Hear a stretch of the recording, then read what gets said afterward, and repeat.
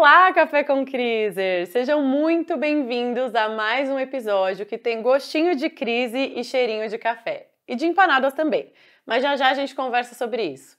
No episódio de hoje a gente vai falar sobre paternidade. Essa palavrinha de 11 letras pode assustar muito marmanjo por aí. Afinal, do que vivem, do que se alimentam, como se reproduzem? Isso eles sabem fazer muito bem, né? É verdade. A dúvida é possível exercer essa função com uma divisão de tarefas justa? Sejam muito bem-vindos ao Café com Crise. Meu nome é Gabi Cavalcante, sou criadora de conteúdo e cantora. A ideia aqui é refletir e rir. Então peguem o cafezinho de vocês e vem comigo. Hoje quem vai me acompanhar nesse papo é um cara que eu sou muito fã, mesmo que ele não acredite tanto. Ele é canceriano, tem 41 anos, é escritor, palestrante, podcaster, educador parental e pai de 4 crianças, Thiago Queiroz! Muito bem-vindo, finalmente! Finalmente conseguimos.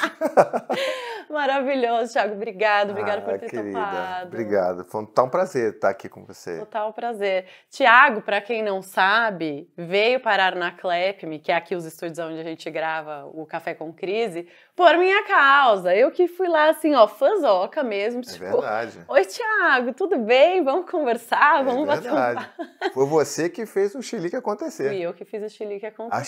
A chilique original. A chilique original. Tenho muito orgulho disso, inclusive. Eu já falei no episódio da Titi, vou repetir aqui, que de fato o chilique é o meu filho preferido. Eu não minto, eu estou falando isso, ó, para todo mundo ouvir. Porque eu tenho os meus filhotes aqui, né, dentro da Clep, meus podcasts que a gente traz e tal. E, cara, chilique realmente tem um lugarzinho ali no meu coraçãozinho.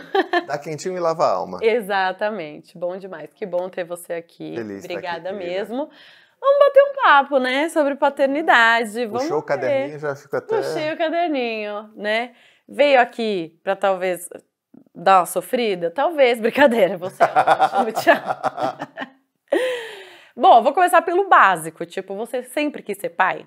Sim, sempre quis ser pai. Canceriano, não é mesmo? Não tem como fugir, né? Você sabe, estamos aqui junto nessa... Estamos aqui junto. A gente sabe bem, sempre quis ser pai. Sempre quis. E essa ideia de falar sobre paternidade, ela começou há quantos anos?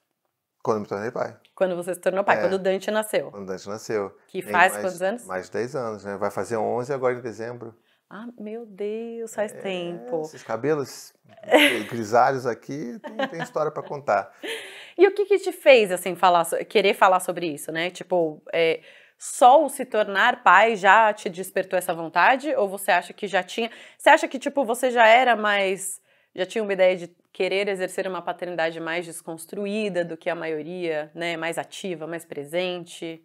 Tá, tem muita história aí para contar. Vou tentar resumir. Quero ouvir. Manda ver. Mas eu acho que assim, eu sempre quis ser pai, não no momento que a gente foi ter filho, porque assim, a Anne, ela é uma boa taurina, daquelas que gosta de dar, não sei o que, vai demorar muito. A gente, para parar de tomar um anticoncepcional, tomava na época, né? Então, para parar de tomar um anticoncepcional, normalmente, em média, dá 2 anos para eu engravidar e o filho nascer e tal. Eu falei, não, tá bom, então a gente começa agora, dá 2 anos, a gente aproveita a vida. Né? Sim. Aí dali, né? Só que aconteceu que no mês seguinte ela já estava grávida. Opa! Então foi aquele impacto assim, eu queria, mas talvez não tão rápido assim. A taurina ficou o quê? Desesperada. O meu planejamento! Exatamente, entendeu? Então eu percebi que eu caí no golpe da taurina, entendeu? E caí depois mais 3 vezes, porque são 4 filhos. Né? Meu Deus! Pois é.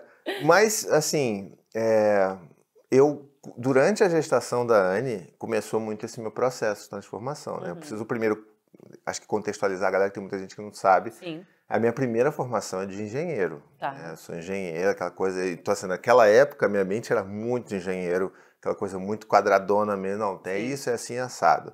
Mas o processo ali da gestação, da espera, né, da chegada do Dante, começou a mudar um pouco isso em mim, porque eu começava a pensar sobre isso, né? Tipo, eu não tenho uma referência próxima afetiva de uma presença paterna que tá ali, que fala eu te amo, que acho que é muito que a maior parte dos caras da minha geração viveu, né?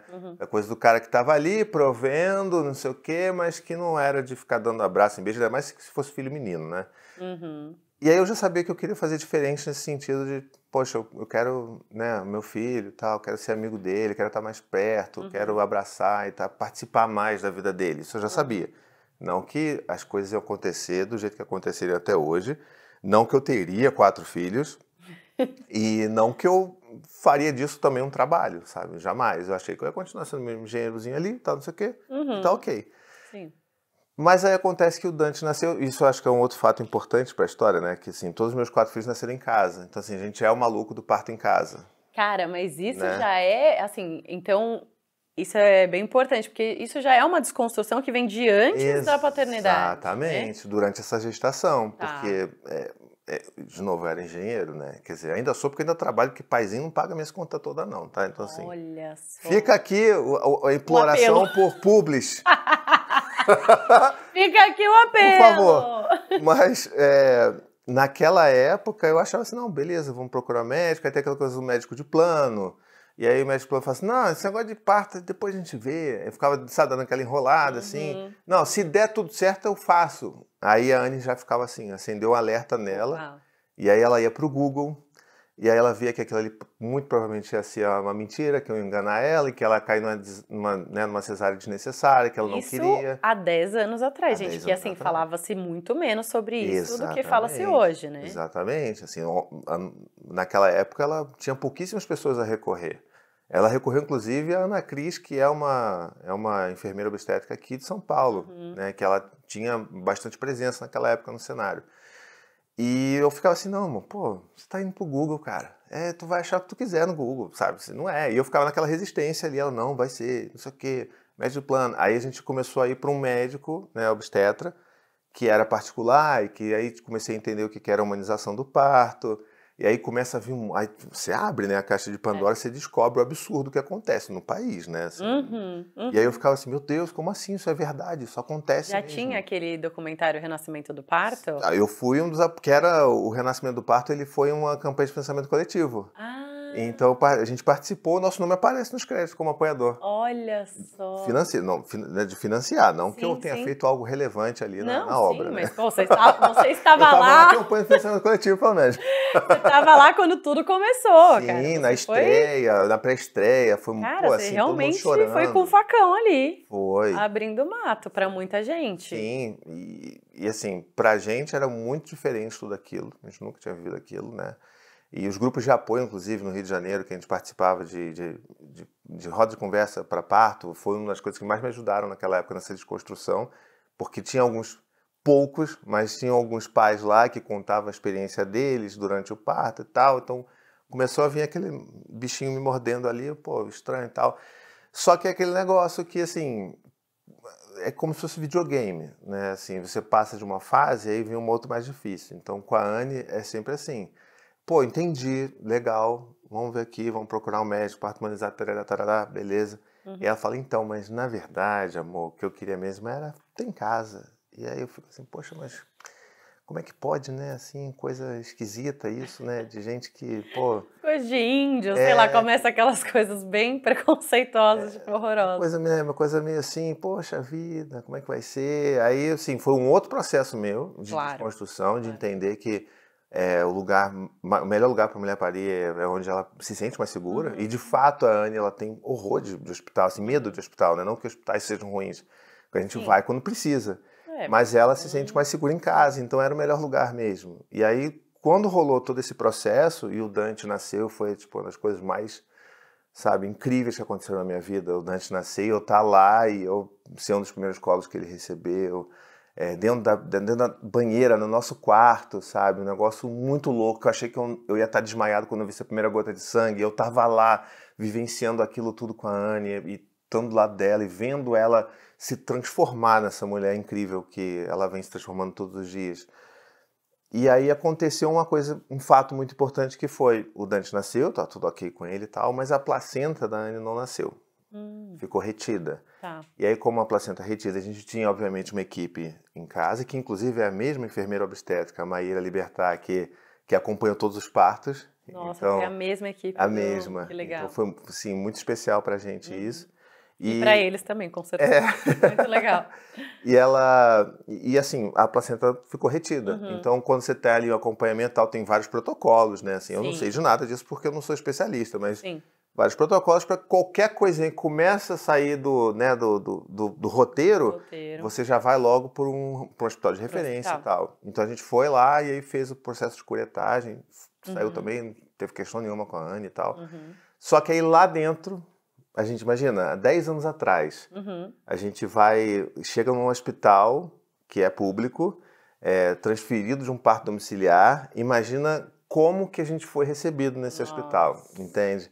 Então, começou a rolar muita coisa esquisita ali, e até o momento que a gente percebeu que a gente estava sendo preso ali, por vários motivos. Cada dia, não, porque o Dante está hipoglicêmico, não, porque ele está ictérico, não sei o quê. Todo dia era um negócio diferente. E eu, assim, não, cadê? Vamos fazer o exame. Não tá, isso aqui, não. Eu cheguei a estudar paper de icterícia infantil, neonatal lá dentro do hospital, porque inclusive não me deixaram acompanhar, tá? Então, assim, eu fiquei sozinho, assim, na recepção do negócio, porque não me deixavam entrar lá. Então, nem aquela coisa da lei do acompanhante lei, rolava. Mas não... 10 anos atrás, né? Pois é. Mas há 10 anos tinha essa lei? Eu acho que já tinha, depois me falaram que já tinha. E num dado momento a gente falou assim, cara, não tem porquê a gente estar aqui. Sabe? Não existe motivo pra gente estar aqui. Então a gente vai se levantar e vai embora. Não quero nem saber. E aí eu comecei a criar uma quiprocó, assim, lá dentro do hospital. A gente vai embora, a gente vai fugir. Eu falei, não façam isso, porque aí se você sai a revelia, dá mau problema pro hospital, não sei o que lá. Acabou que surgiram pediatras e médicos lá e deram alta pra gente sair, porque a gente comprovou que a gente estava com acompanhamento, a gente tinha uma equipe acompanhando, tinha pediatra acompanhando, estava tudo certo pra gente. E aí a gente conseguiu sair. Mas nesse processo todo aí de quiprocó que veio a ideia do paizinho vírgula, porque ficavam me chamando de paizinho pra cá. Não, paizinho, não faz isso. Paizinho, você não sabe. Paizinho, seu filho vai ficar com inúmeras deficiências, não sei o quê. E vinha aquele negócio, paizinho, vinha assim, paizinho, né? Eu não quero censurar aqui, eu sou... Não, você pode. A Titi, ela é um pouco mais boca aberta do que eu. Você pode falar. Você fica à vontade. E aí que veio aquela coisa assim, não, sabe? Então, foi desse momento... vontade de mandar tomar no cu. Exatamente. E foi daí que nasceu a ideia de falar sobre paternidade. Porque depois que eu cheguei em casa, eu falei, cara, eu acho que tem um negócio aqui que eu preciso botar pra fora. E a ideia era só escrever texto em blogs, porque 10 anos atrás era blog que rolava. E os blogs lá eram de maternidade, que tinham na época, basicamente, né? E o que tinha de paternidade era pouquíssimo, assim. Não tinha. Eu não lembro de ter visto blog de paternidade na época, na verdade. E então começou daí. E daí veio até hoje, comecei a falar sobre disciplina positiva, criação com apego, aí você me encontrou no meio do caminho, aí veio os outros filhos. Aí eu tô terminando a formação de psicanálise, então até o final do ano, se tudo der certo, consigo. Olha só. E aí agora é isso, a paternidade completamente transformou minha vida, sabe? Assim, Não. Eu tô aqui por causa disso. É uma revolução, né, cara? É muito louco. Pra mim também foi... Cara, mudou tudo. Mudou tudo. Não tem, assim, uma vírgula da minha vida que não tenha sido mudada por causa da maternidade. Pois é. É a minha carreira, onde eu trabalho, com quem eu trabalho, a minha vida pessoal, os meus relacionamentos, tudo, tipo, mudou a partir daí.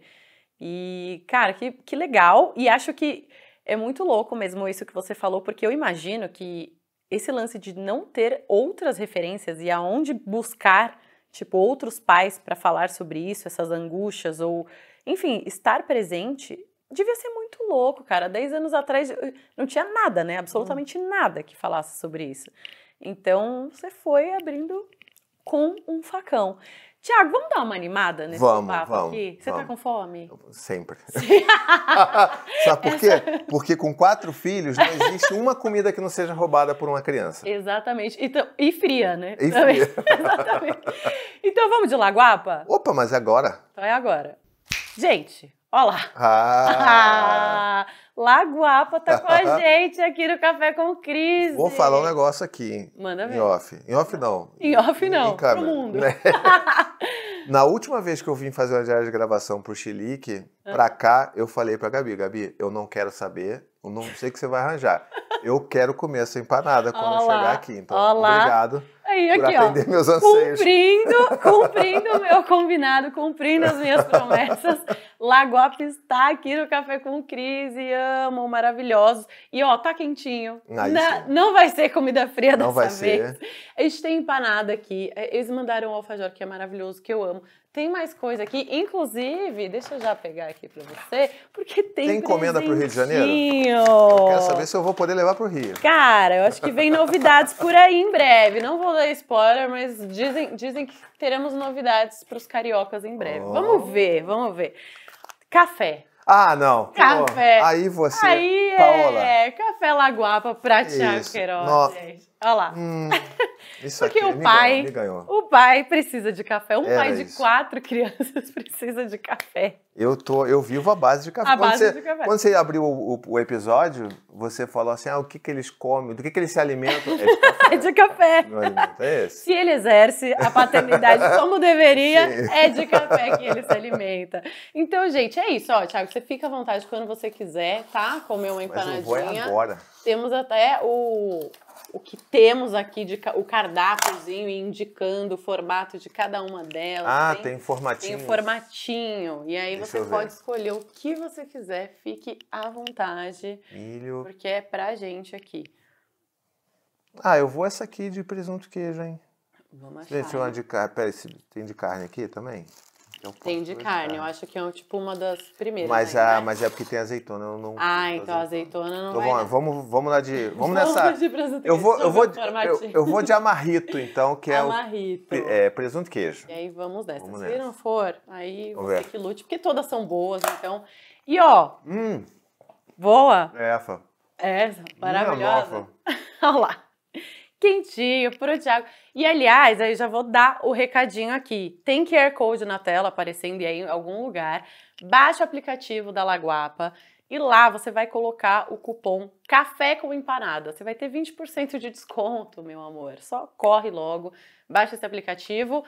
É um desconto por CPF e válido até dia 31 de agosto, então corre. É isso. Agressivo isso aqui. Olha aqui. Caraca, tá lindo. Tá bonito isso aí, hein, gente? Arrasou. Laguapa, né? Não, e pior que assim, gente, eu amo real, tá? Eu, tipo assim, eu sou Meu cachê é isso aqui pra gravar com você, isso, né? Exatamente, eu compro as pessoas com empanadas. Eu falo assim, vem, vai ter Laguapa. E aí a pessoa vem. Agora indo no lance da paternidade, assim, né? Falando, tipo, de falar com os outros sobre a paternidade. Tanto ouvir essas pessoas, quanto você falar sobre a sua própria. Você acha que isso é uma forma de curar e terapeutizar até suas próprias feridas, assim? Interessante. Vou levar para análise agora. Porque, cara, eu falando um pouco por mim, por que eu trouxe essa pergunta? Porque eu comecei a falar no Instagram sobre maternidade total para me curar. Assim, claramente, quando eu fui mãe, eu me sentia muito sozinha. Eu fui mãe, assim, jovem, né? Eu tinha 29 anos. Minhas amigas ainda não eram mães, não tinha muitas referências próximas a mim. Então, óbvio que eu tinha amigas que me ouviam, que conversavam comigo sobre isso, mas era muito mais um papel de ouvinte ali, de acolher, do que de fato de saber o que elas estavam o que eu estava passando ali. Então eu fui pro Instagram para ver se eu achava outras pessoas e me ajudar a me curar, entendeu? Então por isso que eu pergunto para você, se foi uma forma de tipo, cara, deixa eu pôr pro mundo aqui para ver se tem alguém que se identifica, para ver se eu não tô louco. Porque eu pensava, gente, será que eu tô louca? Será que é só comigo, sabe? Sim, eu acho que de uma certa forma, assim, não, eu acho que pode até ser inconsciente, né? Mas não especificamente com relação à paternidade e aos dilemas específicos da paternidade, mas dos dilemas relacionados à criação dos filhos, né? Tá. Porque depois que o Dante nasceu e eu entrei em contato pela primeira vez com a criação com apego, e para mim, assim, fez todo sentido, apesar de eu não ter sido criado dessa forma, né? Assim, a minha criação foi bem tradicional, punições, recompensas e tarará. Mas quando eu li aquilo, eu falei, caramba, isso faz muito sentido porque eu quero. E aí aquilo fez tanto sentido que eu comecei a me aprofundar muito nesse tema e aí comecei a falar sobre isso com pessoas que estavam ao meu redor. E lembra que eu falei no início que os grupos de apoio durante a gestação me ajudaram muito?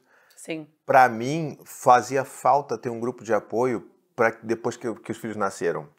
E aí não tinha no Rio. E aí eu falei assim, bom, se não tem, eu vou fazer. E aí eu comecei a fazer esses encontros todo mês lá no Rio, com pessoas ao meu redor falando sobre isso. Criei um grupo no Facebook, né? Que, olha, na época que existiam grupos importantes no Facebook, que isso era uma coisa. Sim.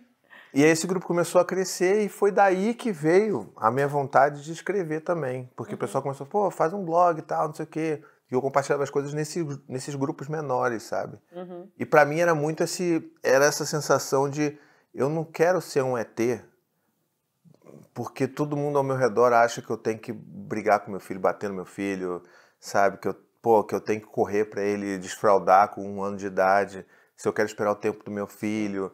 Então, era mais nesse sentido com relação à criação do que necessariamente a paternidade, a masculinidade. Porque isso, pra mim, esse gatilho ele veio um pouco depois. Depois comecei a perceber que estava mudando a forma como eu estava me vendo enquanto homem, sabe? E ainda muda, né? Sim. É uma construção. Mas veio muito desse lugar de tipo, cara, não é possível, sabe? Só eu e você, amor, eu e a Anne, que é só a gente que pensa dessa forma, que eu não vou tomar o brinquedo, estou na pracinha com meu filho, não vou tomar o brinquedo dele porque outra criança pediu e ele não quer compartilhar. Será que só eu que vou querer respeitar isso? Que vou entender, sabe? E aí que eu comecei a falar mais sobre isso. E aí sim dá essa sensação reconfortante, né? De, pô, não tô sozinho. Ah, então, caramba, olha que legal. E aí você começa a ampliar o seu discurso, né? Que foi muito nesse lugar, assim, de encontrar pares, sabe? Acho que foi pra mim esse caminho, sim. E eu acho que quando a gente faz esse processo de respeito aos nossos filhos, em diversos, né, âmbitos ali, mas muito dessa criação respeitosa, com apego e tal, é muito um lugar de cura pra gente, cara. É muito um lugar de, putz, eu queria ter sido respeitado. Eu queria que as pessoas tivessem validado os meus sentimentos, as minhas emoções. E não fui respeitada. Então, assim, agora eu vou fazer diferente. Óbvio, né? Vão ter vários outros traumas. Enfim, sei lá, vão ter coisas que ele vai tratar na terapia futuramente. Não é sobre isso. O lance é, cara, fazendo com ele, eu estou curando um pouquinho dessa criança que tem ali minha ferida e que se sentia muito invadida. Eu lembro, eu tenho, tipo, este sentimento dentro de mim, de me sentir invalidada, principalmente, e desrespeitada aos meus sentimentos. Então, acho que como que você passa isso adiante, sabe? A gente tá quebrando, acho que é a primeira geração que quebra isso de fato, né? A dos nossos pais não tinha acho que nem acesso a esse tipo de informação, mas a gente tá quebrando de verdade e eu acho muito bom e acho que é cura pra todo mundo. Cura os nossos filhos, cura a gente, enfim. Cura, mas não significa que seja um processo fácil, um processo simples. Não, né? Assim, porque a não. gente fala que... Porque de fato é isso, né? Um processo curativo. A gente está curando a gente, o nosso entorno, mas até isso ser reconhecido como cura, você vai ter a treta com o teu pai, com a tua mãe, que está vendo você criar diferente, está se sentindo invalidado porque você está questionando a forma que você mesmo... Sabe assim, começa a entrar aquela loucura que você fala, não é sobre vocês, não é sobre como você... É um negócio que eu quero... Isso passou muito comigo no início. Eu não quero, sabe, não é. Assim, é um negócio que eu quero construir com o meu filho aqui, na época, né, que tinha só o Dante. E eu preciso fazer isso aqui porque eu quero fazer isso aqui. E aí depois você passa por esse processo, e depois de muita análise, inclusive, de você reconhecer que você está ali e está meio que questionando o que fizeram com você, mas que ao mesmo tempo você pode estar ok com relação a isso. Sim. Porque assim, não significa que eu estar ok com isso que aconteceu e recontar essa minha história, que eu necessariamente tenha que perdoar os meus pais por tudo aquilo que eles fizeram. Eles vão ter a parcela de responsabilidade deles pelo aquilo que eles causaram com a gente, mesmo que nas melhores das intenções. Né? Que é isso. Mas todo esse processo de cura é uma loucura completa, sabe? Assim, são anos de elaboração, de análise e de você botar a mão ali sem você saber se você está fazendo certo ou errado. Né? Então, por isso que eu acho que eu volto muito na tecla de encontre seus pares, sabe? Assim, é muito importante você estar perto de alguém que concorda, sabe? O que está mais alinhado com a forma como você enxerga o mundo e enxerga a forma como você está querendo criar seu filho. Porque a gente está meio que nadando contra a maré durante todo esse tempo, sabe? Sim. E se a gente nadar sozinho é muito mais difícil do que se a gente nadar em grupo, sabe? A gente encontra um grupo, sabe? Normalmente pessoas que pariram perto de você, né, na mesma idade gestacional ali, pô, junta com essa galera. Tem uns amigos ali que também tiveram filhos na mesma época, junta, porque acho que isso dá força pra gente tem um lugar pra desabafar. Sim. Porque eu não tô aqui sempre falando assim, não. Nos grupos eu dou uma surtada também com as pessoas quando acontecem os problemas, né? Sim, claro. E acho que é encontrar esse lugar seguro, porque é muito fácil a gente ir pro outro lado da força, assim. Porque fala dessas nossas feridas, então, cara, parece que você tá sempre, tipo, quase sendo puxado. Eu já várias vezes repensei, falar, não, eu vou parar com esse negócio de Não tá educação. dando certo. Não tá dando certo. Essa educação Não é positiva, pra mim. criança com apego, não tá dando. Eu vou começar a fazer aqui, entendeu? Vai ser do meu jeito, tipo, porque a vontade é surtar. Sim. A gente tem vontade de surtar.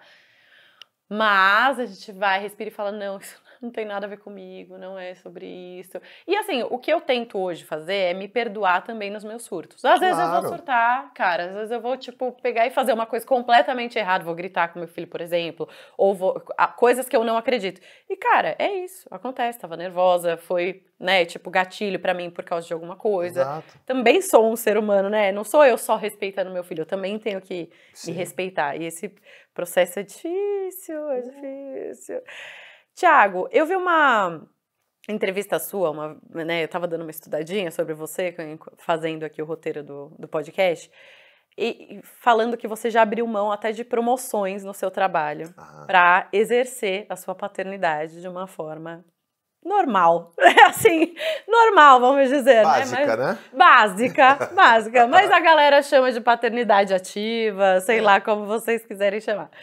E, infelizmente, eu acho, né, que é uma postura rara ainda dos homens. Principalmente, eu acho que quando mexe no trabalho. Quando mexe em dinheiro e no trabalho, o homem tem mais dificuldade ainda de, tipo, falar, opa, como eu vou abrir mão desse negócio aqui que me ensinaram que é a coisa mais importante, que é, eu sou meu trabalho, né? Esse é o vespeiro maior, né, cara? Esse é o vespeiro maior. Mas você acha que isso tá mudando? Ou você ainda acha que, puta, não? Não, assim, eu tenho que acreditar que tá mudando, né? Vamos, né? Assim, eu acho que se eu for olhar lá para trás, há 10 anos atrás, eu acho que tem, inclusive, mais pessoas que estão falando sobre isso, que estão abrindo mão e que acho que nem é a questão de abrir mão, porque quando você fala assim, não, porque eu abri mão de promoção e tal, parece que eu tô sendo um cara assim, pô, iluminado, né? Iluminado. E não é. Eu fiz escolhas de prioridades na minha vida. Então, assim, eu priorizei estar com os meus filhos, priorizei minha relação com os meus filhos, a priorização total do meu trabalho. Então, assim, é aquele lance, a sensação de você estar equilibrando 1000 pratos ao mesmo tempo, pratos eventualmente vão cair, vão quebrar, pratos na categoria filhos, na categoria trabalho, na categoria relacionamento. E categoria cuidado pessoal também, né? Sim. Então, acho que para mim foi muito mais a questão de escolha de prioridades. Para mim era importante fazer aquilo, ainda é muito importante. E não à toa que eu, no meu trabalho, eu continuo ali sem nenhum cargo, sem nenhuma função. E estou muito feliz com isso. Porque eu sei que quando eu chegar em casa, eu vou estar ali com os meus filhos, sabe, bem. Ou que eu estou fazendo home office também. Então, assim, eu sei que quando eu desligar o notebook da empresa, eu vou estar com os meus filhos, não vou ficar preocupando com o negócio, não sei o que lá. Não quero. Eu quero estar com os meus filhos. Sim. Mas isso é priorização. Isso não me faz ser mais especial do que ninguém. Não. Isso faz só eu querer escolher aquilo que é importante para mim e que deveria ser importante para todo homem, né? Sim. Mas aí você traz um problema que é o vespeiro maior, que é justamente esse. Por que é tão difícil para os caras? E aí que está a transformação da masculinidade que precisa vir para uma paternidade ser mais genuína, presente. Eu quero botar ativa, não sei o quê, qualquer coisa que o cara botar. Para mim é só paternidade, deveria ser só paternidade. Sim. Mas eu acho que para mim esse é o maior vespeiro e você precisa se transformar enquanto homem e se rever enquanto homem por conta disso. Porque o que é o trabalho para o homem? O que é o dinheiro para o homem? São estruturas de poder.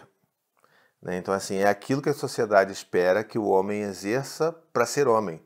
A gente aprendeu, né, a ser homem assim, foi criado assim, né? Você tem que ser forte, você tem que ser o mais rápido, tem que ser o mais forte, você tem que ser o mais inteligente, você tem que ser o melhor no seu trabalho, para você ganhar mais, você tem que ser o mais, né, sempre assim, E se você fala assim, não quero ser isso, eu quero ser um pai legal, eu quero estar em casa, sabe? Eu quero, ouvir que os meus filhos me amam, eu quero, sabe, quando meu filho se machuca, eu quero que ele corra para mim, não só para a mãe dele. E aí você começa a falar assim, o que é ser homem, então? Será que ser homem é é tomar Campari e recusar breja de mulher? Talvez tem gente que acha que sim. Tem alguns aí. Para mim, ser homem é o ser capaz de entrar em contato com as minhas emoções, de falar eu te amo para os meus filhos meninos, de falar você pode ser o que você quiser para as minhas filhas meninas, sabe? Para mim, ser homem é isso. É essa a minha nova percepção de masculinidade. E é impossível você ser um pai que você está ali no dia a dia, cuidando dos seus filhos, fazendo sua função paterna, se você não rever isso. Porque a sensação que dá no início, quando eu estava me entendendo dessa forma, principalmente nos primeiros anos de vida do Dante, né, meu mais velho, era muito de você ser uma... Eu era uma corda de cabo de guerra, sabe? Era como se eu tivesse ali no meio do cabo de guerra e um monte de coisa me tensionando, me puxando. Eu falei assim, eu não vou aguentar, em algum momento vai romper isso aqui, eu vou estourar, não vou conseguir. Colapsar, né? E aí eu comecei a pensar, não, eu preciso priorizar, não é isso que eu quero, então é isso que eu quero, então vai ser assim. Cada escolha tem seus ônus e bônus, então eu vou ter que priorizar os meus filhos, e isso significa que eu não vou ser o cara, o top of mind do LinkedIn. Não quero nem ser, sabe? Eu quero ser o top of mind dos meus filhos, sabe? Então eu acho que são escolhas que a gente faz e é muito difícil porque é isso, é estrutura de poder. Eu tô abrindo mão de muito dinheiro por causa disso. Eu tô abrindo mão de muito poder, de muito controle. E aí, quando você faz isso, normalmente você também tá ali do seu lado com a sua parceira, no meu caso, minha parceira, né? E aí você às vezes vê ela querendo crescer também, subir, se desenvolver, e isso afeta também muito o gatilho nesse homem que fala assim, não, eu que tenho que ser o cara da casa. E aí o cara não consegue lidar com isso. E você também não consegue apoiar aquela sua parceira, ele cobra que ela apoie você, mas você não quer apoiar. Então, assim, você precisa repensar a forma que você é um homem. Você não pode achar que você vai continuar sendo um pai legal, um parceiro legal, se você tem com essa ideia totalmente obsoleta de que eu tenho que ser o cara, eu tenho que passar das provações das mulheres, porque isso nunca nem devia ter existido, sabe? Patriarcado que chama, não é mesmo, pessoal? Mas é muito louco porque isso que eu falei, né, sobre abrir mão de ter uma carreira mais promissora e subir mais e ser o CEO, sei lá de onde, assim, é imposto para as mulheres a partir do momento que elas se tornam mãe. Nem é uma escolha que essa mulher tem. Subir ou não é uma escolha, porque a partir do momento que ela tem que exercer plenamente e completamente, porque ela não tem nem a divisão, né, com a maioria das mães não tem nem a divisão com esse pai, ela tem que deixar pratinhos caírem, e provavelmente ela vai deixar os pratinhos da carreira caírem, porque, cara, é o filho dela, e ela tem que priorizar, ela é obrigada a priorizar. Então, eu já senti, eu sinto isso o tempo todo, até hoje, é impossível, porque é isso, sendo uma mãe solo, então, cara, é isso. Não tem da onde tirar no meu filho. Óbvio, um pratinho ou outro dele ali vai cair, mas você vai fazer o melhor que você pode dentro de, né, exercer a minha maternidade. Na minha carreira, cara, eu vou levando ali no talo, no limite. E é isso que eu acho que é o mais cruel, assim, né? Porque a gente está falando aqui de você está falando, enquanto mãe, eu não vou deixar os pratinhos dos meus filhos caírem. Eventualmente eles vão cair porque você é humana. Exatamente. E tá tudo bem.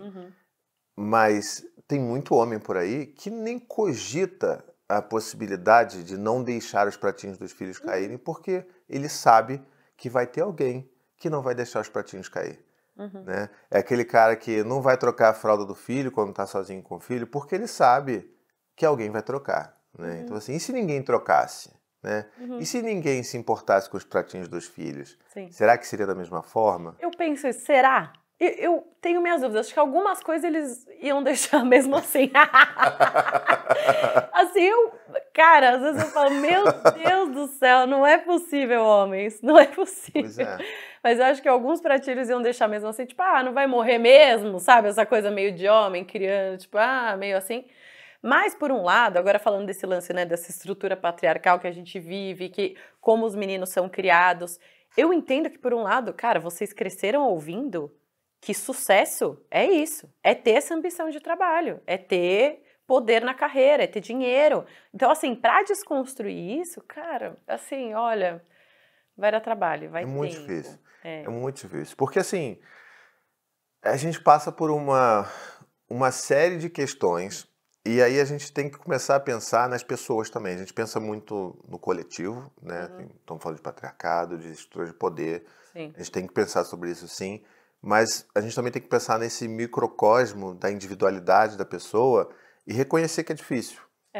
Então, assim, é meio que parte do meu trabalho hoje também. Não estou falando de passar a mão na cabeça de ninguém. Sim. Né? Já arranjei muita treta por não passar a mão na cabeça de ninguém. Sim. Mas eu acho que é importante a gente reconhecer alguém que está num processo Sim. de reconhecimento de construção e de acolher isso daí também. Sim. Porque dá um nó na cabeça do cara. Né? Se você está falando, pô, o cara vai... Não, eu vou ficar em casa. Eu já ouvi caras que são pais incríveis e que contaram para mim, assim, que no início fizeram aquela coisa de, não, eu vou trabalhar, eu vou ficar em casa cuidando dos filhos e você vai trabalhar, seguir sua carreira, né, como empreendedora e tudo mais. Você que vai ser a provedora da família. Sim. E aí o cara chega no momento e fala assim, cara, eu entrei numa paranoia de, e aí, eu não sou mais homem? E por mais que a gente hoje, no lugar que eu tô de desconstrução, botar assim, né? Não sou Rodrigo Hilbert, mas tô ali um pouco já entendendo como é que funcionam as coisas. Dá vontade de dar uma risada assim, pô, meu irmão, deixa de ser idiota, né? Vai deixar de ser homem por causa disso? Pô, deixa de ser otário, né? Mas eu não posso... Veio o carioca, tchau, carioca, que apareceu, quando eu fico pistola, vem o carioca forte. Mas, ao mesmo tempo, eu preciso entender que é difícil mesmo. Você fica ali, e aí, o que o cara vai fazer? Como é que vai ser? Ele vai ter que se reencontrar. Pode parecer patético para, sei lá, 90% da população. Mas para aquele cara não é, né? A mesma forma que eu lembro, assim, claramente, um desses encontros lá no início que eu fazia com os pais de bebês, quando o Dante era bebê ainda, que era um cara que ele era, tipo, grandão, assim, sabe? Naquela época. Hoje em dia, todo mundo é fisiculturista, todo mundo torna negócio. Naquela época, era pouca gente que era isso, esse cara era grandão. Ele tava lá com a bebezinha dele, não sei o quê, com a esposa e tal, não sei o quê. E aí, num dos encontros, ele pediu para falar e ele falou assim, olha, eu queria dizer que assim, eu cuido da minha filha e tal, não sei o quê, eu tô sempre presente, mas eu tô muito angustiado porque eu não consigo malhar. Eu não consigo ir pra academia. E o maluco era gigante, sabe? E aí, isso era muito importante pra ele. Isso era importante pra ele. Mas todo mundo naquela roda de conversa zoou o cara. Homens e mulheres. Tipo, cara, tu quer malhar, meu? Tu tem um bebê de 5 meses aí, tu não quer pensar em malhar? Sim, coitado. Eu entendo que a gente tá... Eu entendo, porque é a minha percepção. Meu irmão, tu não vai malhar agora. Você esquece isso. Sim. Eu tô voltando a malhar agora 10 anos depois de ser pai, sabe? Então, assim, não dá. A Anne começou a nadar no mar agora, 10 anos depois de ser mãe. Perfeita, Anne. Rainha sem defeito. Ela que devia estar aqui, inclusive, com você. Não, aliás, por favor, Anne, venha para São Paulo, por favor. E aqui, ó, venha conversar comigo. E assim, realmente, é patético. Mas se a gente não se conecta na angústia, com a dor e acolhe... Porque aquilo era importante para aquele cara. Aquele lugar ali, ele não foi acolhido. E, tipo, depois eu até conversei com ele. Falei, pô, cara, eu entendo que para você é uma questão. Força, eu acho que assim, você vai ter que abrir mão de algumas coisas. Sua companheira também. E logo, logo, assim, tudo vai passar. Ou vai passar, que a Titi odeia que eu fale, né? Mas assim, vai passar, melhorar, você vai cara. fazer. Você vai conseguir voltar. Pois é. Talvez não com a frequência que você ia, mas tipo, um pouquinho mais cada vez. E se a gente fala tanto sobre criação com respeito, respeitar os nossos filhos, pô, você não respeitar o sentimento do cara do lado, pra mim, também não faz sentido. É óbvio que soa patético quando a gente ouve e dá vontade de zoar, mas pra ele é muito importante malhar. Assim como pra alguma pessoa vai ser tomar uma cerveja de vez em quando com uma amiga. Pô, cara, eu queria muito sair com uma amiga pra fofocar e tomar uma cerveja. Puta, agora, cara, vai ser difícil. Manda sua amiga ir lá pra casa. Amigo, faz exercício em casa aí, na soneca da bebê, meia hora, que é o que dá. É o que dá pra fazer. Assim, é tentar trazer, né, pra essa pessoa um pouquinho de sanidade naquele caos. Mas eu concordo com você. Pra começar, que eu nem acho que tem... Se você vai com agressividade, com muito pé no peito, nem tem diálogo. Não tem. Não adianta, se você quer atingir homens, que eu acredito que é muito uma meta sua, apesar de... Seu público hoje é mais feminino. É mais feminino. E acredito que você queira falar cada vez mais com homens. Mano, não adianta você chegar falando patriarcado, machismo, essas palavras, esquece. Entendeu? Aí, o que acontece? Eu tô ali na disputa por um diálogo com esse cara, né? Que eu quero que esse cara se desperte para isso e exerça a paternidade dele plenamente. Se eu começo muito pé no peito, eu vou perder ele, e sabe para onde ele vai? ele vai pro cara do Campari. Eu não quero. Eu quero que ele venha para cá para entender qual que é a situação aqui, entendeu? Eu quero que, ele reflita sobre isso, exerça a função dele. Não que o cara do Campari necessariamente seja um péssimo pai. Não tenho a menor ideia. Pode ser Acho que não é pai. Acho que não é pai. Não estou entrando nesse mérito, mas a gente precisa lembrar que é isso. A gente precisa criar um canal de diálogo, construir essa ponte, conversar. Por mais que eu entenda que, assim, é isso. Tá todo mundo, que a realidade é essa. Tá todo mundo tão lascado, tá todo mundo tão mergulhado na lama, tão exausto, sobrecarregado. Você tá, eu tô. Que é muito difícil exercer empatia e compaixão com quem tá do nosso lado e fala um negócio absurdo, né? A gente meio que, assim, o nosso reservatório de empatia tá aqui. Aí, desse aqui, eu uso isso aqui basicamente para tentar acolher os meus filhos, que já demanda demais. Isso aqui nem é suficiente, se nem para pensar. Nem é. Várias vezes eu não acolho nada. Eu falo, então vê TV aí. Então assim, aí pro outro, pro carinha que não quer, que quer malhar, fica difícil mesmo, entendeu? Acolher. Mas a gente tem que tentar. Tem que estar na cabeça que assim... Tem que tentar. É a meta. É a meta. Deu, às vezes não vai dar. Se deu, a gente dobra a meta. Mas se não deu também, tá tudo bem. E, Thiago, você acha que existe mesmo divisão de tarefas justa? Não necessariamente 50-50. Eu acredito em justa. Justa, sim. Né? Equidade, vamos dizer assim, não igualdade. Cara, hoje eu tô trabalhando mais. Hoje eu digo, sei lá, nessa época da minha vida eu preciso focar mais no trabalho. Você segura um pouco a barra aí? O outro lado, a mesma coisa? Ou tipo, cara, eu tô precisando mais ver minhas amigas ultimamente, não tô muito bem de cabeça. Tipo, segura a barra aí. Você acha que existe essa equidade na divisão aí de tarefas? Eu acho que a palavra que você usou é a melhor que pode ser usada, é justa. E você já deu a resposta no seu exemplo, porque para mim, assim, uma divisão nos cuidados, né? E eu não tô falando só de cuidado de filho, né? Também cuidar de casa, cuidado de tudo, né? Tudo. Ela passa por comunicação, que foi o que você trouxe aqui. Né? Assim, não tem como a gente estabelecer uma divisão que seja justa sem comunicação, sem esse diálogo fino. E é isso que acontece muito lá em casa, assim, eu tô aqui, por exemplo, hoje, poxa, tô aqui me deleitando com empanadas, conversando com você, e ela tá lá em casa cuidando dos meus filhos. Sim. Né?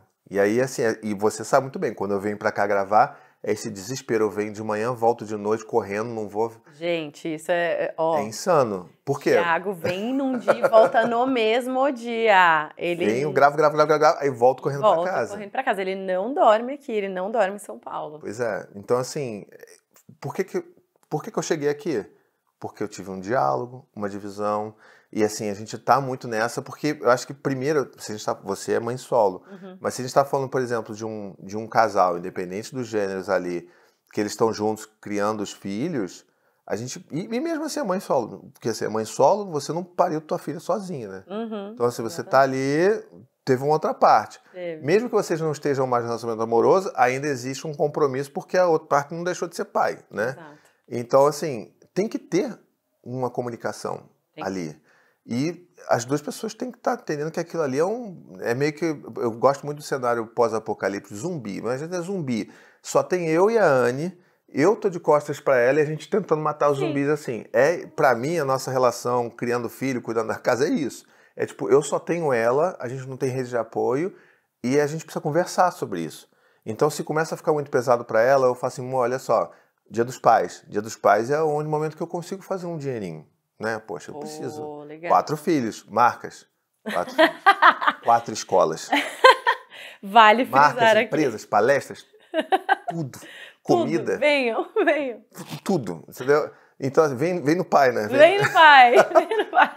Mas eu acho que, assim, a gente tem isso tudo e aí agora chega o Dia dos Pais. Dia dos Pais é onde eu faço as coisas mesmo. E aí eu vou conversar com ele e falo assim, amor, vamos tentar segurar uma grana, vou fazer mais coisas, vou viajar um pouco mais, porque eu tento limitar ao máximo as viagens, mas vamos lá?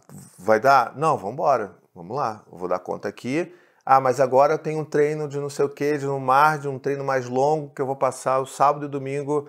Sábado eu vou nadar no lugar, domingo eu vou nadar no outro. Vai lá, é a sua parada. Ela achou a parada dela. Sim. Eu não posso ser o cara que eu falo assim, não dá, você tem que ficar em casa. Não, cara, vai. Sabe? E a gente vai se organizando, se comunicando através do Google Agenda, eu botando aqui, ó, amor, isso aqui, ó, vou estar aqui, aí ela manda, ó, o treino de tal, do dia, não sei o quê, beleza, aí eu vou assim, pô, amor, vou ter que viajar, acho que hoje você não vai conseguir treinar. Não, eu vou antes, mais cedo, você fica com as crianças. Então a gente vai se conversando. Não dá para viver, criar filho e ter uma divisão justa se não houver esse diálogo, sabe? Então assim, é o que eu mais bato nessa tecla, tem que ter esse diálogo e tem que ter essa percepção de parceria, sabe? Porque eu não posso achar que ela vai ter que abrir mão de tudo para eu conseguir fazer minhas coisas, ficar bonitinho aqui, fazendo vídeo e tal, podcast, e ela tá se lascando lá, sabe? E eu acho que o diálogo tem que vir muito acompanhado também de um mínimo de noção de autoconhecimento. Porque se você não consegue entender internamente que aquilo não é sobre o outro, é sobre você, ou tipo, que ali é o seu momento de tipo, cara, agora eu tenho que doar o meu tempo, a minha energia. Cara, a maioria das pessoas, elas não conseguem nem atinar esse lugar. Sim. A minha impressão é essa, sabe? Isso que é muito louco. As pessoas precisam falar mais, conversar mais sobre isso e olhar para dentro e entender melhor as suas emoções, as suas angústias. Enfim, uma vez eu ouvi você falando sobre esse iletramento emocional do homem. E, cara, para mim isso é, muito real. Eu acho que, num geral, né, a gente já não é muito ensinado, mas homens menos ainda. Muito menos. E isso dá muito pau, cara. É isso, dá muito cara. ruim. Falar de sentimento, você é menino, você é gay, você é mulherzinha, para com isso, engole esse choro, né? Não quer saber. Se você chegar, sei lá, se você apanhar em casa, se você apanhar na escola, você vai apanhar em casa também para aprender a não apanhar em escola. Cara, o pai do meu filho ouvia isso, ele me conta isso com lágrima no olho. Cara, é bizarro, sabe? Assim, não tô querendo, ai, pobre homem, não. Mas eu, por exemplo, eu sou completamente avesso à violência, assim, eu não consigo lidar. Eu sou aquele... Situações de violência, eu congelo. Eu sou a pessoa que congela. Não consigo nem ver o UFC, essas coisas. Não, Pelo amor de Deus, eu acho horrível. Mas assim, na vida real, violência, assim, duas pessoas se batendo, eu não tenho o impulso de bater em alguém, eu congelo, sabe? E eu lembro de uma situação que, quando eu era criança, era pequeno, né? Eu lembro que eu via muito essa coisa assim, no rosto, que no rostinho que a mamãe passou talquinho, faz carinho, ninguém bota a mão. E isso era uma parada, parecia até, sabe, lavagem cerebral. E é aquilo, minha mãe fazia isso com tantas intenções, porque eu quero proteger o meu filho, que eu amei, que eu passei talquinho no bumbum, que eu não sei o quê, pipipipopopó. Só que aquele negócio, eu ouvi tanto aquele negócio que entrou tanto na minha cabeça, que a gente esquece que a criança, ela se sente pressionada por isso. E aí eu lembro claramente do dia, porque assim, teve uma época quando eu era pequeno, na escola, que tem essas brincadeiras idiotas de menino de escola, que é um ficar dando tapa na cara do outro. Sempre tem. Homem sempre muito saudável. Já percebi isso, inclusive, na turma do Gael, do meu filho, meu segundo filho do meio, né? Porque agora são dois do meio. Dois do meio meio. Confuso, Mas eu já conversei com ele, falei, filho, isso não é brincadeira legal, a gente tem que respeitar o corpo do outro e tal. Uma outra conversa, que eu deveria ter ouvido lá atrás, mas tá tudo bem, sabe? E aí, eu lembro que teve um dia específico que um menino da turma lá, me bateu, me deu um tapa, ficava dando tapa, fazendo fila para ir pro pátio, dando tapa na minha cara. Eu simplesmente empurrei o moleque da escada. Porque aí já, tipo... Porque, sabe aquela coisa assim, batendo, você... O que eu vou fazer? Eu não posso. Aí vinha a imagem, vinha as falas, não, ninguém bate no seu rosto, no rosto do meu filho, não sei o que lá. Eu empurrei o menino na escadinha, daquelas de 3 degraus de escola, né? Não foi também Nazaré Tedesco, não. Nazaré! Tá, calma, não foi isso, gente. Aí o corte que você vai jogar é só o empurrei na escada. Gente, escadinha pequena. Empurrei, o moleque não morreu, não quebrou nada. Tá bom. Mas foi aquela comoção. Colégio católico. Aí as freiras chamam a minha mãe. Aí não sei o que. Aí minha mãe, fez isso? Por quê? Aí bateu. Muito bem. Aí eu bugo, tá ligado? Eu falei assim, peraí. Na frente da freira, sua mãe falou isso. Pelo menos ela me defendeu lá. Eu falei, não, é isso aí mesmo, foi eu que falei. Podia ter me largado sozinho, né? Mas ela, pelo menos, ela tava ali. Ela foi lá. Mas é isso, sabe? Assim, a gente, como é menino, a gente tem muito esse negócio de você não pode deixar ninguém bater em você, você tem que ser isso, tem que ser... E, cara, eu nunca empurrei ninguém mais na minha vida depois daquele dia. E é muito difícil pra gente acessar esses lugares que a gente precisa acessar, principalmente quando a gente é pai. Como é que eu vou oferecer um negócio que eu não sei o que está aqui dentro? Então, esse lance da comunicação que eu falei aqui, da parceria e tal, eu falo isso, Thiago, 10 anos depois de ser pai. Thiago, 1 ano depois de ser pai, era um Thiago que estava estudando comunicação não violenta. Eu estava fazendo meus primeiros estudos para me formar como educador lá da criação com apego, né? Para poder fazer os grupos certificados e tal. Sim. E aí um dos primeiros livros que o pessoal lá, porque isso tudo é treinamento gringo, né? Você vai ter que ler o CNV aqui e tal, isso aqui. Sim. Aí eu li o livro e falei assim, meu Deus, peraí, que isso? Existem sentimentos que eu posso sentir, sabe? E parece zoeira, mas é verdade. Tipo assim, frustração. Nossa. O que é isso? Empatia, sabe? Eu ficava assim... Eu aprendi muito mais sobre isso quando eu fui colocar com o Bernardo. Total, assim, filho, eu acho que você tá frustrado. Aí eu comecei a pensar, cara, quando eu fico frustrado? Sabe, assim, eu comecei a buscar, assim, eu nem sei quando eu tô frustrado. Exato. E aí você fica nesse deserto emocional e aí realmente é difícil. Eu entender o que a outra pessoa que tá do meu lado tá sentindo. E boa parte dos primeiros processos pra gente construir essa visão de parceria foi eu entender comunicação não violenta. Para mim, acho que comunicação não violenta devia ser uma parada obrigatória para todos os homens da década de 80 e 90, sabe? Porque assim, é um negócio que é transformador demais. E aí eu lembro que uma das primeiras crises que a gente teve de casamento, assim, de relacionamento, sim, eu e a Anne, foi justamente nesse processo em que ela já estava querendo voltar a fazer coisas. Eu estava trabalhando, assim, fazia quase nada, só tinha um blog que escrevia texto, não era um trabalho, sabe? Sim, sim. Tava ali como engenheiro full-time, trabalhando o dia inteiro fora, chegava em casa zerado e ela o dia inteiro com o filho em casa, sobrecarregada, não sei o quê. E ela me recebia de uma forma agressiva, né? De uma forma impaciente. E eu falei assim, pô, mas nem, sabe, nem dá uma moral pra mim, cheguei agora, conversar sobre o dia. E aí foi a partir desses estudos que eu comecei a perceber, peraí, pô, eu tô o dia inteiro fora, né? Eu chego aqui em casa zerado, eu não sei o que aconteceu aqui.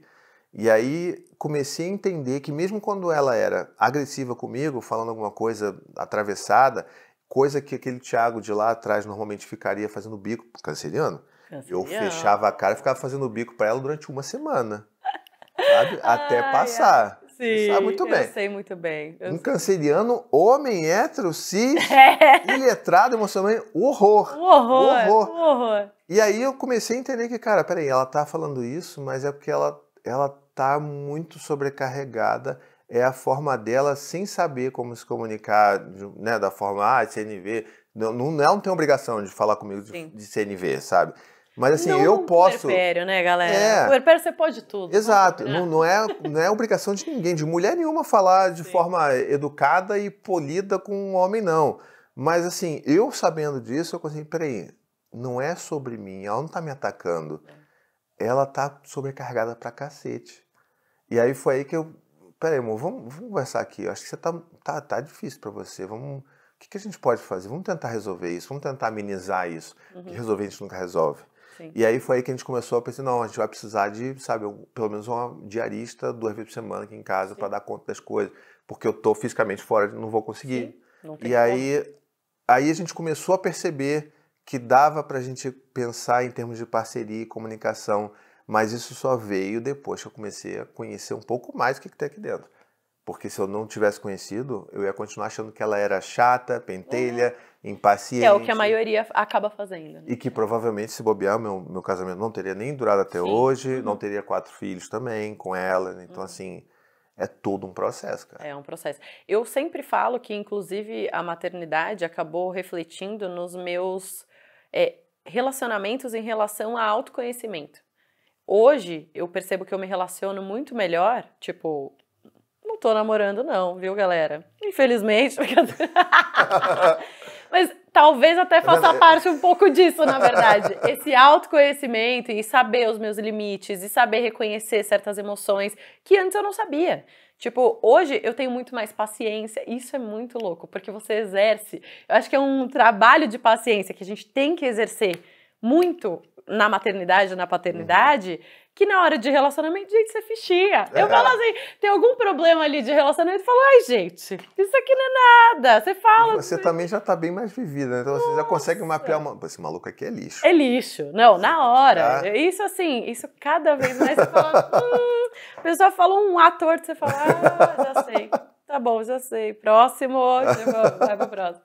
Mas isso me deu um know-how, vamos dizer assim, até isso reflete em todas as minhas relações. Todas as minhas relações, relação com a minha mãe. Cara, tá, tô reconhecendo isso em mim. Como era pra minha mãe numa época que eu não falava sobre isso. Enfim, então, é só, né, é ótimo, gente. É maravilhoso. Tenham filhos. Tenham filhos. Se não fosse bom, eu não tinha 4. Mas se não quiser ter, não tem também. Porque eu também falo isso. Se não quer, não quero, não tem. Então melhor não. Não quero, não tem. Se é pra não ter, não tem. Mas se quiser ter, tem. Se quiser ter. Fica aqui o convite. E, Thiago, pra finalizar, eu quero ouvir episódio especial Dia dos Pais aqui. Você, esse paizão que todo mundo ama falar.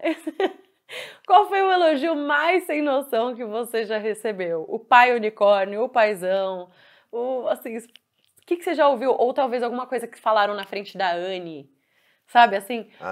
Ai, nossa, o Thiago faz isso, gente, como ele é perfeito, você tem muita sorte. Eu acho que já rolou esse lance de, você, que sorte, hein, você tem, poxa, que paizão, tal, isso já rolou. Assim, hoje em dia não rola, porque acho que a galera já me conhece. Já conhece. E sabe que vai tomar um fecho, o meu mesmo, se eu mandar uma dessa.